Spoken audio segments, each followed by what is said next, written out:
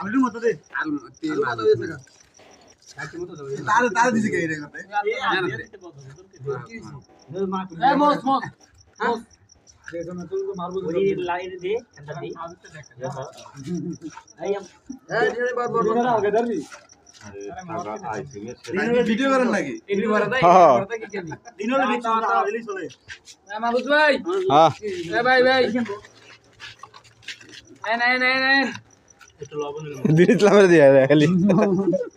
তবে আমরা তারে ভালো করে ভিডিও কর দিতে একটু লবণ লে না না ঠিক আছে